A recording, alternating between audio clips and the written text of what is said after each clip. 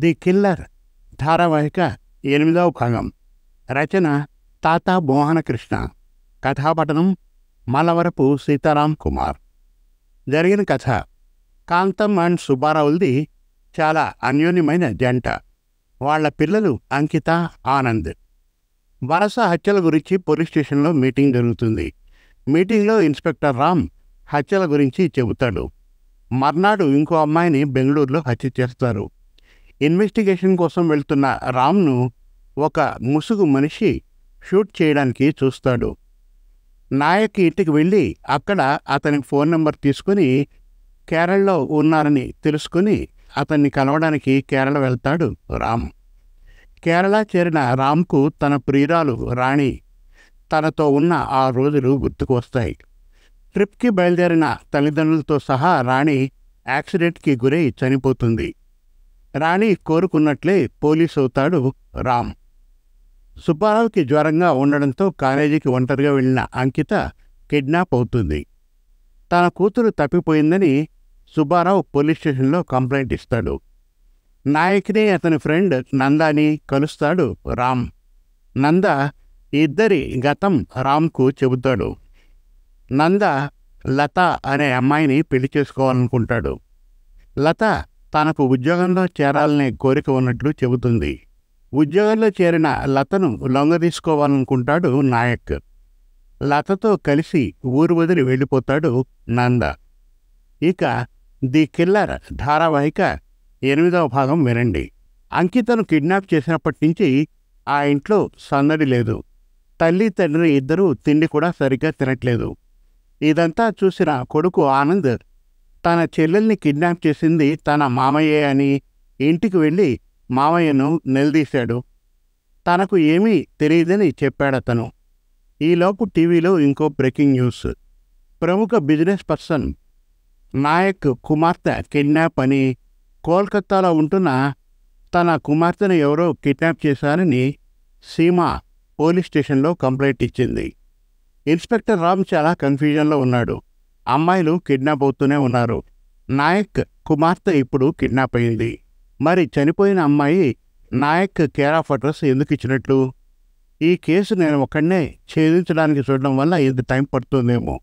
కానీ అలా చేస్తేనే నాకు ప్రమోషన్, గుర్తింపు వస్తాయి. అందుకే మరొకరిని ఈ కేసులో హెల్ప్ అడగలేను. సుబ్బారావు గారి అమ్మాయి కిడ్నాప్ అయిన తర్వాత ఆ అమ్మాయి ఏమైందో తెలీదు. ఈ నల్లటి వ్యాన్ గురించి చాలామంది చెప్పారు, కంప్లైంట్లో కూడా చెప్పారు. ఈలోపు సిటీలో ఎక్కడైనా నల్లటి వ్యాన్ కనిపిస్తే వెంటనే కంట్రోల్ రూమ్కు ఫోన్ చేయాలని అనౌన్స్ చేయించాడు ఇన్స్పెక్టర్ రామ్. ఇదిలా ఉండగా సిటీ మారుమూల ఒక నల్ల వ్యాన్ను చూసినట్టు ఎవరో సుబ్బారావుకు చెప్పారు. ఆ వ్యాన్లోనే కదా అంకితను తీసుకుని వెళ్ళింది, నేను అక్కడికి వెళ్తాను అని సుబ్బారావు బయలుదేరాడు. వద్దు నాన్న, ఒంటరిగా వద్దు, ఇన్స్పెక్టర్ రామ్కు చెబుదాం. హలో ఇన్స్పెక్టర్ రామ్ గారా, నేను సుబ్బారావు. మా అమ్మాయి అంకిత మిస్సింగ్ కంప్లైంట్ ఇచ్చాను. మా అమ్మాయి ఎక్కిన నల్లటి వ్యాన్ లాంటిదే చూసినట్టు ఇక్కడ ఎవరో చెప్పారు. మీరు త్వరగా రండి, మేము ఆ ప్లేస్కు దగ్గరగానే ఉన్నాం. లొకేషన్ షేర్ చేయండి, ఇప్పుడే వస్తున్నాను. మీరు అక్కడే ఉండండి, లోపలికి వెళ్ళకండి, చాలా డేంజర్ చెప్పాడు రామ్. అలాగే సార్ అన్నాడు సుబ్బారావు. రామ్ కొంతమంది కానిస్టేబుల్స్తో ఆ ప్లేస్కు చేరుకున్నాడు. వాళ్ళు చెప్పినట్లే అక్కడ ఒక నల్లటి వ్యాన్ ఉంది.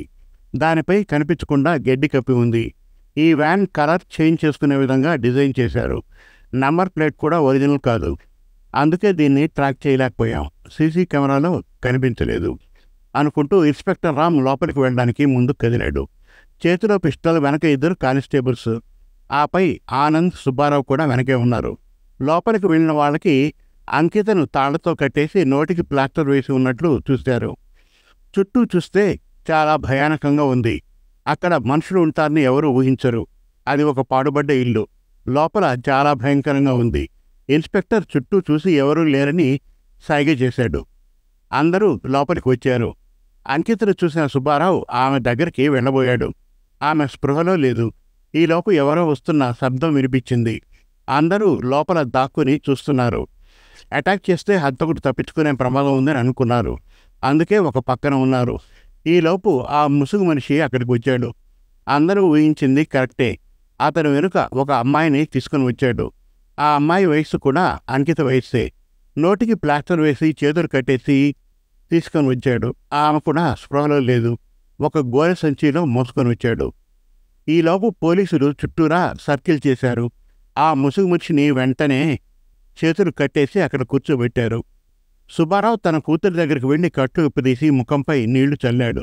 స్పృహలకు వచ్చిన అంకిత నాన్న అంటూ అతన్ని గుర్తుపట్టింది.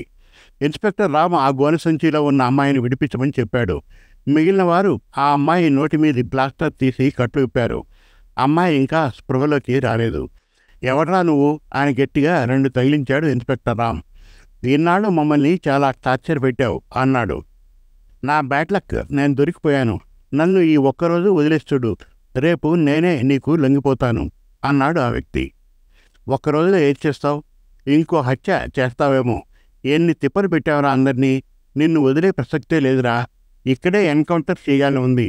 కానీ నిన్ను చంపితే కొన్ని ప్రశ్నలకు సమాధానాలు నీతోనే అంతమైపోతాయి అని రామ్ గట్టిగా అన్నాడు. నీకు కావలసిన డీటెయిల్స్ ఏమిటో నిన్ను ఆ రోజే గురిపెట్టాను. బతికిపోయావు ఇన్స్పెక్టర్ రామ్. ఇంతవరకు వస్తావని అనుకోలేదు. నేను చేసిన తప్పు ఒకటే. కోల్కతా నుంచి గోనె సంచిలో ఈ అమ్మాయిని తీసుకుని వచ్చే వరకు ఇక్కడ నా వ్యాన్ ఉంచడమే అన్నాడతను. అదేరా నిన్ను పట్టించేసింది. ఇటుపక్క ఎవరు రారని అనుకున్నావు. కానీ ఇక్కడికి వచ్చిన కొంతమంది నీ గుట్టు చెప్పారు. నీ పేరేమిటి? ఇన్ని హత్యలు చేసి ఏం సాధించావు? ఇంకా 2 హత్యలున్నాయి. అవి చేసేస్తే నా పగ చల్లారుతుంది అంటూనే ఇన్స్పెక్టర్ చేతిలో ఉన్న పిస్టల్ని కాలుతో కొట్టి తన చేతులకు తీసుకుని ఆ 2 అమ్మాయిల్ని కాల్చే ప్రయత్నం చేశాడు. తేరుకున్న రామ్ వారించడంతో గురి తప్పి అమ్మాయిల 2 చేతులకు గాయాలయ్యాయి. వెంటనే 2 హాస్పిటల్కు తీసుకువెళ్ళమని సుబ్బారావు ఆనందలకు చెప్పాడు రామ్. 2 వెంటనే అక్కడి నుంచి హాస్పిటల్ వైపు దారిపెట్టారు. ఈసారి ముసుగు మనిషిని గట్టిగా కొట్టి చుట్టూ రౌండప్ చేసి నిజం చెప్పించే ప్రయత్నంలో ఉన్నాడు రామ్. ఇప్పుడు చెప్పరా, ఈ హత్యలు ఎందుకు చేశావు? మొదట హైదరాబాద్లో అమ్మాయిని చంపేసి ఊరి చివర పడేశాను. ఆ తర్వాత ముఖం పచ్చడి చేశాను. చాలా గోల చేసింది సంపదని పాపం. తర్వాత తమిళనాడులో ఇంకో అమ్మాయి ఇదే తరహాలో చంపేశాను. ఆ తర్వాత బెంగళూరులో సాఫ్ట్వేర్ అమ్మాయి. ఇప్పుడు ఇక్కడ ఈ అమ్మాయిని షూట్ చేసేశాను. ఇంకా అంకిత. లెక్క చూసుకో ఇన్స్పెక్టర్ రామ్. నా ముసుగు స్కెచ్ వేయించిన మనిషి మీకు వేరే బొమ్మ వేసిచ్చాడు. అందుకే నువ్వు నన్ను పట్టుకోలేకపోయావు. అది నా తెలివి. ఎందుకు ఇంతమందిని టార్గెట్ చేసేవరా? నీకు తెలియని ఒక ఫ్లాష్ బ్యాక్ చెప్పనా ఇన్స్పెక్టర్? అది నీ ఇన్వెస్టిగేషన్లో నీకు ఎవరూ చెప్పి ఉండరు అన్నాడు ఆ ముసుగు వ్యక్తి. ఇంకా ఉంది. ది కిల్లర్ ధారావాహిక 9వ భాగం త్వరలో. మరిన్ని చక్కటి కథల కోసం, కవితల కోసం, వెబ్ సిరీస్ కోసం మన తెలుగు కథలు.com విజిట్ చేయండి. థ్యాంక్